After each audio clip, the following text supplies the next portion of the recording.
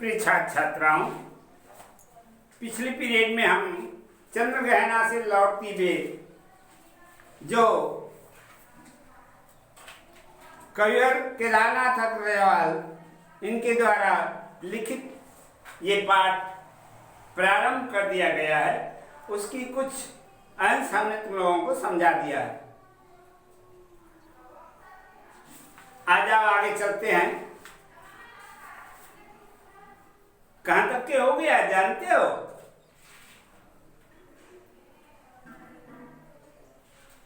हाथ पीले कर लिए हैं, ब्याह मंडप में पधारी, फाग गाता मास फागुन आ गया है आज, जैसे देखता हूं मैं स्वयंवर हो रहा है, प्रकृति का अनुराग अंचल हिल रहा है।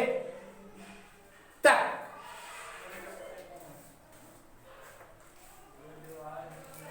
जब धरती में फसल सरसों जो है फूलने और फलने लग जाता है, तो कवि अग्रवाल जी कहते हैं कि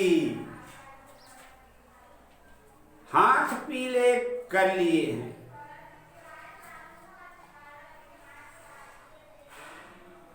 फूलों से जब पौधा सुसज्जित हो जाता है तो तुम लोग जानते हो बेटा कि सरसों के फूल का रंग क्या होता है? पीला होता है ना। तो उसी को कविवर की उड़ान है। कहते हाथ पीले कर लिए हैं, ब्याह मंडप में पधारी। हैं? जैसे कोई दुल्हन है, जब ब्याह मंडप में आती है तो उसके हाथ पीले रहते हैं, वस्त्र पीले पहनी रहती है।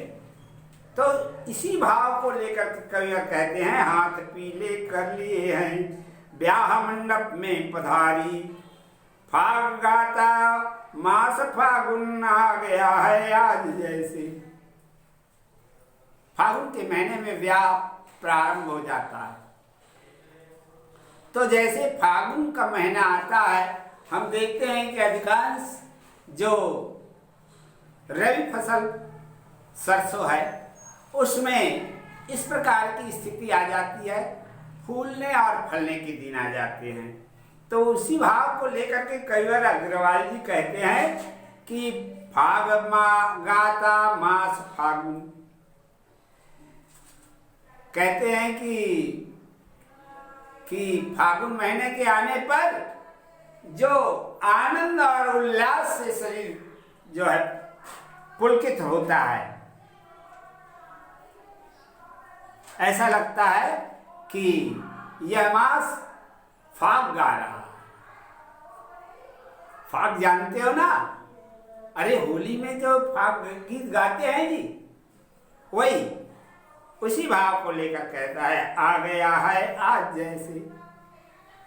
जैसे शब्द जो है ये हमारे काव्य में बेटा वाचक शब्द कहलाता है। कोई अलंकार का पहचान, इसके एक विशेष अलंकार का पहचान है।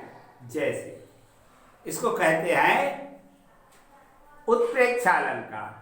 ये उसका बहुत अच्छा सा उदाहरण है। जैसे कि जो है फागुन महीना क्या गा रहा हो? फाग गा रहा हो, देखता हूं मैं स्वयंवर हो रहा है, प्रकृति का अनुराग अंचल हिल रहा है। मैं देखता हूं। कवि और कहते हैं मैंने अपने आंखों से देखा कि ऐसे प्रकृति देवी का अनुराग अंचल हिल रहा है। अंचल जानते हो किसको कहते हैं? जो साड़ी पहनी रहती है अम्मा और उसके अंतिम छोर जो होते हैं उसको कहते हैं बेटा अंचल। तो प्रेम दिग्दर्शित करा रही मैया जो है, इस तरह का भाव लेकर के कविवर जो है ऐसा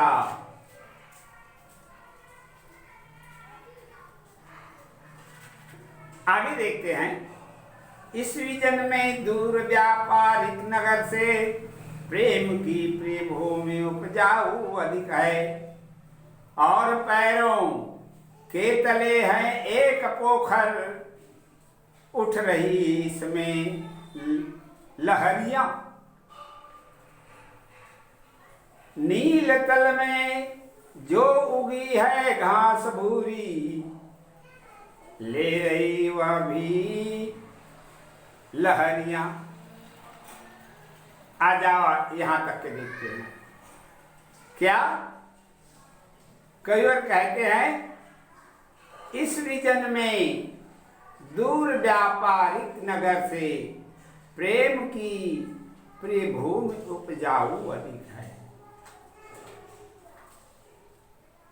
ऐसा होता है कि जैसे फसल पूर्ण हो जाता है तो किसान अपनी समस्याओं का निराकरण करने के लिए इन फसलों को क्या करते हैं, बेचते हैं। तो इसी को कहते हैं दूर व्यापारिक नगर से प्रेम को प्रिय भूमि उपजाऊ अधिक है।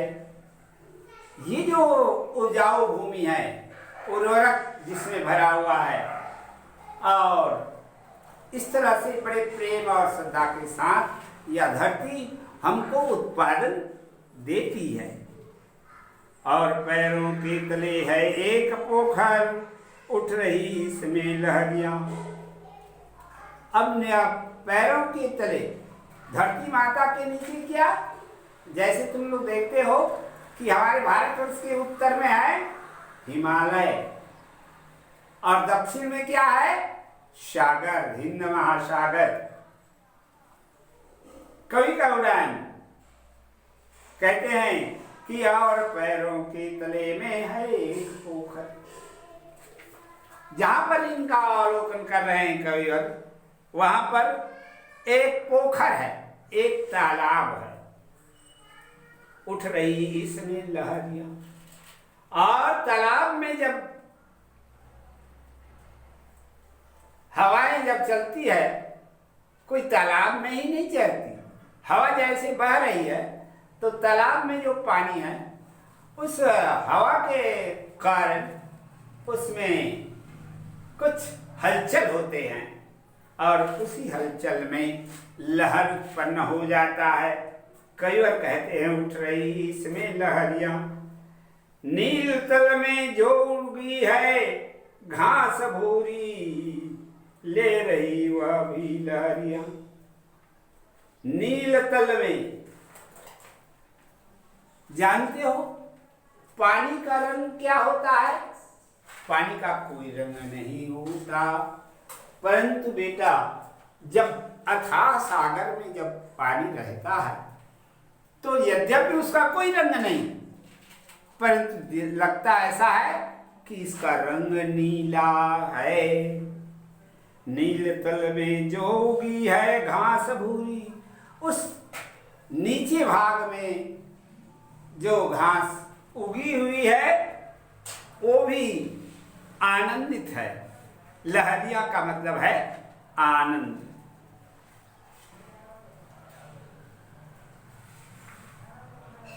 आगे देखो, एक चांदी का बड़ा सा गोल खंभा, आंख को है चकमकाता, है कई पत्थर किनारे, पी रहे चुपचाप पानी, प्यास जाने कब बुझेगी, चुप खड़ा बगुला डुबाए राग जल में,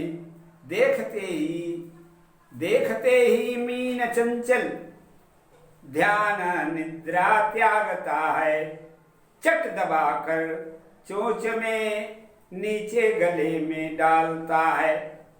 तक आ जाओ बेटा, इतने अंश का पुनः व्याख्या बतलाता हूं। देखो, ले रही वह भी, अच्छा, एक चांदी का बड़ा सा गोल खंभा, आंख को है चकमकाता। पानी में हम देखते हैं कि जब लगभग 12 बजता है तो भगवान सूर्य नारायण या चंद्रमा आकाश में ऊपर चमकते हुए दिखाई देते हैं। तो जैसे भगवान सूर्य नारायण की प्रतिबिंब पानी में पड़ता है और वो चकमकाता है, उसी को उपमा लेकर के कवि जी कहते हैं कि आंख को है चकमकाता।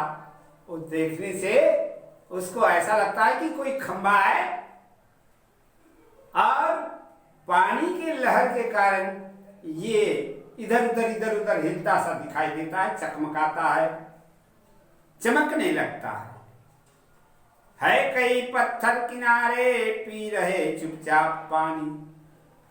उस पोखर में, उस तालाब में किनारे पर जो पत्थर रखे हुए हैं किसक या लोग अपने स्नान ध्यान करने, पैर वगैरह धोने और कपड़े साफ करने के लिए, उसको उनका ध्यान गया कविवर का और कहने लगे कि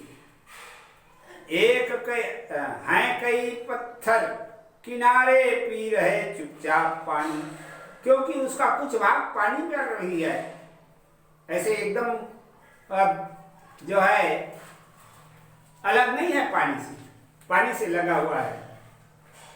कवि का उदाहरण है पी रहे चुपचाप पानी। तो वो क्या कर रहा है, मानो कि ये पत्थर पानी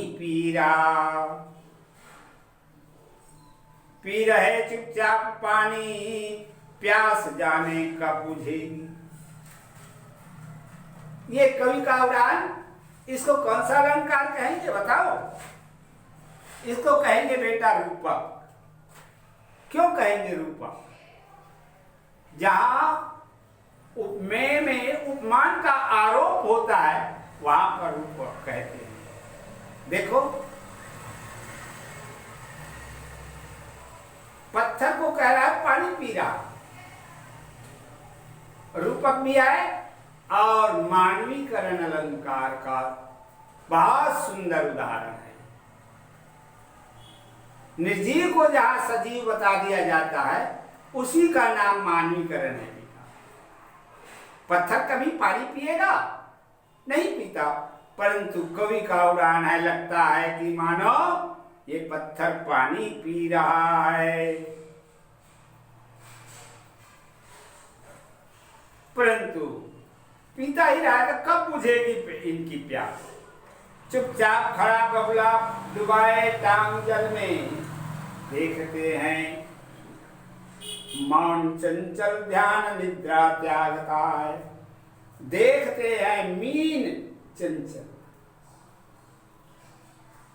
एक कवि ने कहा, बगुला बैठे ध्यान में प्रातः जल के तीर, मानो तपसी तप करे जलकर भस्म शरीर। जलकर भस्म शरीर तीर जब देखी मछली।